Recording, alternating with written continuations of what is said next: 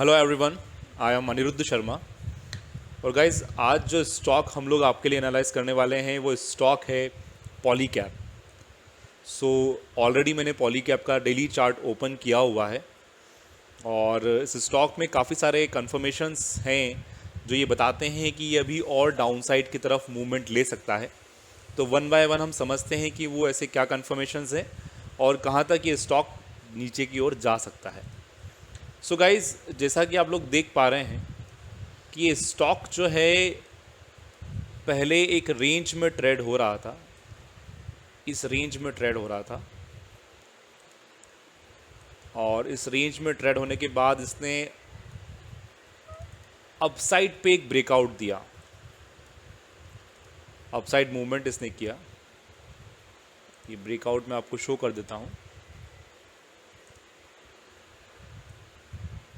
ये जो मूवमेंट था स्टॉक का, जो इस रेंज से ये स्टॉक बाहर आया, यहाँ पर एक अच्छा खासा सप्लाई जोन क्रिएट करके ये स्टॉक फिर नीचे की तरफ गया। अब क्या है कि ये स्टॉक ने अपना वही हाई लेवल जो है वापस से रीटेस्ट किया है। मीन्स टॉप रीटेस्ट नहीं किया है, जो सप्लाई जोन यहाँ पर हमको दिख रहा है वो रीटेस्ट किया है। इसको हम 4 आवर टाइम फ्रेम पे और क्लियरली देख पाएंगे। देखिए गाइस, यहाँ से सप्लाई आई थी इस स्टॉक के अंदर, जहाँ से ये शार्पली फॉल हुआ था।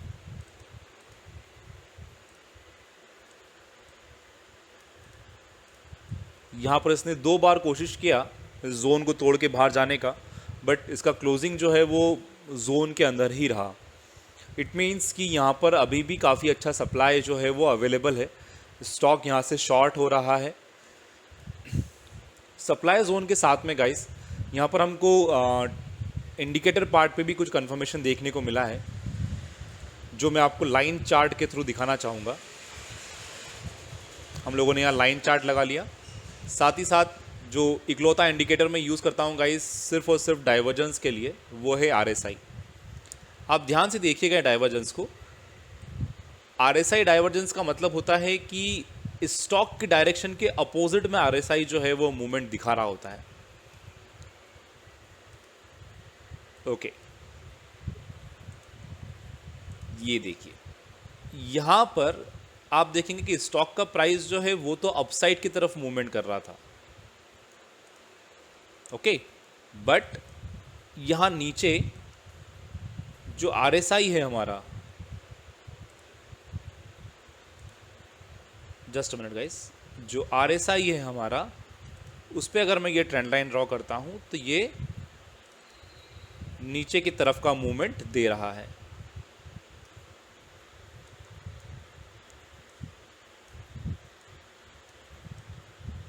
ये देखिए, सो यहाँ पर हमको क्लियर डाइवर्जेंस देखने को मिला। ये डाइवर्जेंस ये शो करता है कि स्टॉक प्राइस भले ही ऊपर जा रहा था, पर यहाँ पर जो ऊपर जाने का इसका मूवमेंट था ना, उस समय स्ट्रेंथ नहीं थी इसके अंदर। सो डेफिनेटली ये एक रीचेक था बड़े प्लेयर्स के द्वारा कि अगर यहाँ पर और सेलिंग और बाइंग अगर अवेलेबल हो तो वो अपने सेलिंग ऑर्डर्स यहाँ पर फुलफिल कर सकते हैं। That's the logic behind this price movement. So guys, यहाँ पर क्लियरली हम लोग देख पा रहे हैं कि स्टॉक जो है वो सप्लाई जोन से पलट रहा है, कहीं ना कहीं वो अपने प्रीवियस रेजिस्टेंस के आसपास भी है, और साथ ही साथ हमें RSI पे जो है डाइवर्जेंस देखने को मिल रहे हैं।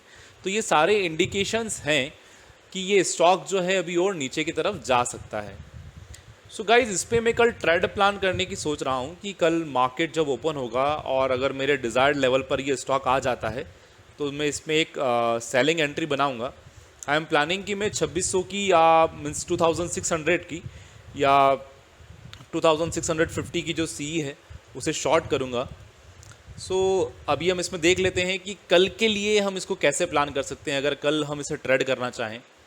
सो गाइज, अगर हम जाते हैं 30 मिनट के टाइम फ्रेम पे, अब आप देखिएगा 30 मिनट के टाइम फ्रेम पे ये स्टॉक हमें क्या शो कर रहा है।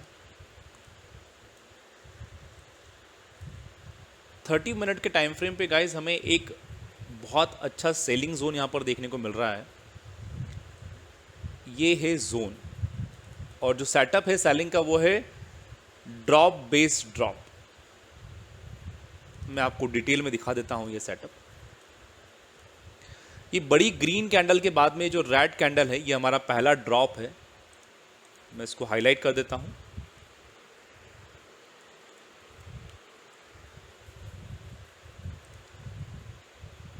ये हमारा पहला ड्रॉप था इस कैंडल पे। उसके बाद में 4 कैंडल्स जो है वो एक बेस फॉर्म कर रही हैं। यहाँ पर एक ये जोन जो है ये बेस फॉर्मेशन हुआ है। उसके बाद में एक रेड कैंडल आप देख रहे होंगे जिसने कि काफ़ी अच्छा मूव आउट किया है इस जोन से। अच्छा साइज़ है कैंडल का। इसको हम लोग बोलते हैं लैग कैंडल। तो ये ड्रॉप था पहला, ये बेस बना और वापस से एक बड़ा ड्रॉप हम लोग को देखने को मिला। तो ये हमारा एक सप्लाई जोन सेटअप है, ड्रॉप बेस्ड ड्रॉप। अगर गाइज आप डिमांड सप्लाई जोन्स के बारे में ज़्यादा जानना चाहते हैं तो चैनल पे ही हम लोगों ने एक top secrets of stock market करके एक वीडियो अपलोड किया है। उसको देखकर आप समझ सकते हैं कि हम कैसे ये सेलिंग और बाइंग जोन्स को आइडेंटिफाई करते हैं। सो गाइज ये 30 मिनट के टाइम फ्रेम पे एक सेटअप बना हुआ है और आप लोग देख सकते हैं कि कहीं ना कहीं प्राइस आज जब क्लोजिंग के कुछ देर पहले इस जोन की तरफ अप्रोच किया था तो जोन को टच करते ही उसने वापस से नीचे की तरफ मूवमेंट एक शो किया। बट गाइज बहुत सी बार क्या होता है कि जब मार्केट 9:15 पे ओपन होता है ना तो काफ़ी वॉलेटाइल होता है और कभी कभी वो इस जोन से बाहर भी चला जाता है। ऐसा नहीं है कि इस जोन के अंदर ही वो रहेगा, इससे ऊपर नहीं जा सकता। कभी कभी थोड़ा सा प्राइस मूवमेंट जो है जोन से भी बाहर हो जाता है। तो आप ऑलमोस्ट 0.5% का एक स्पेस लेके चलें, स्पेशली फॉर 9:15 कैंडल।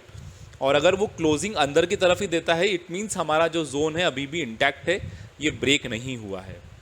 सो मैं जो ट्रेड प्लान कर रहा हूँ वो कुछ ऐसा है गाइस कि अगर मुझे कल ये स्टॉक इसी जोन के अंदर मिल जाता है तो मैं 2600 या 2650 की जो सीई है उसे शॉर्ट करूँगा पॉली कैप की। और जो मेरा टारगेट रहेगा गाइस वो ये जोन रहेगा। मैं इस डिमांड जोन तक का आने का वेट करूँगा। प्राइस जो है इस डिमांड जोन तक आए ये वेट में करूँगा। और इस पे जो रिस्क टू रिवॉर्ड रेशियो है वो क्या बनता है हम लोग चेक कर लेते हैं। इस पे जो रिस्क टू रिवॉर्ड रेशियो बन रहा है गाइस, देखिए हम हमारे एंट्री पॉइंट्स को चेक कर लेते हैं पहले। ये जो लेवल होगा ये होगा हमारा एंट्री पॉइंट। इस पे हम लोग कल एंट्री लेंगे।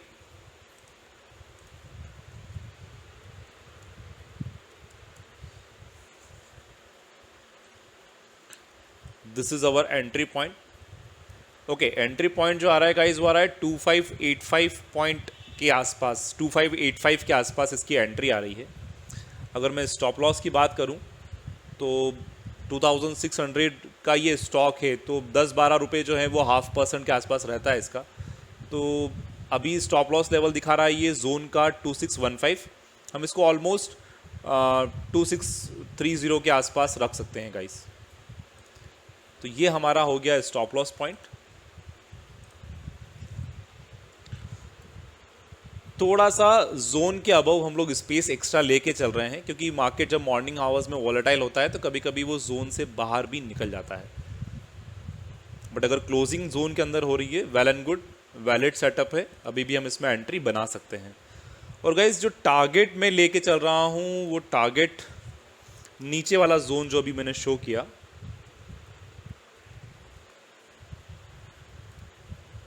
ये जोन जो है इसका जो हाई पॉइंट है, ये लेवल जो है ये मेरा टारगेट रहेगा गाइस। सो ऑलमोस्ट 2590 के आसपास का मेरा टारगेट है। और जब हम supply and demand based trading करते हैं ना गाइस तो टारगेट लेवल के अगर 90% 85% भी हम लोग अचीव कर रहे हैं ना तो वहाँ पे पूरा प्रॉफिट बुक कर लो, उससे ज़्यादा वेट करने की ज़रूरत नहीं है। क्योंकि इस लेवल पर मुझे इतनी स्ट्रॉन्ग बाइंग दिख रही है कि प्राइस हो सकता है कि लेवल टच करने से पहले ही वापस जंप कर जाए। तो अगर स्टॉक जो है वो ऑलमोस्ट हमारे टारगेट के 80-85% भी आ जाता है तो आप लोग अपना पूरा प्रॉफिट बुक कर सकते हैं। अब इस पे हम लोग हमारा रिस्क टू रिवॉर्ड रेशियो देख लेते हैं क्या बैठ रहा है। शॉर्ट पोजीशन हम लोग ले रहे हैं। अगर मैं स्टॉप लॉस यहीं रखता हूँ और टारगेट हमारा जो है ये रहता है, तो इसमें हमारा इजीली 2:1 का जो है guys risk to reward ratio बन रहा है। और जैसा मैंने आप लोगों को कहा कि मैं सी शॉर्ट करने वाला हूँ, आप लोग फ्यूचर शॉर्ट कर सकते हैं और या फिर आप लोग पी खरीद सकते हैं। सो शॉर्ट करने पे, सी शॉर्ट करने पर मुझे यहाँ पर जो है टाइम डीके का भी बेनिफिट मिलेगा। सो आई होप ये एनालिसिस गाइज आप लोगों को पसंद आया हो। और रात के 12:35 पे ये एनालिसिस मैंने गाइज रिकॉर्ड किया है आप लोगों के लिए। सो हमें मोटिवेट करने के लिए, सपोर्ट करने के लिए गाइज आप हमारे वीडियोस को लाइक करते रहें, चैनल को सब्सक्राइब करें और शेयर करें आपके ग्रुप के लोगों से जो ट्रेडिंग करते हैं। Thank you very much guys.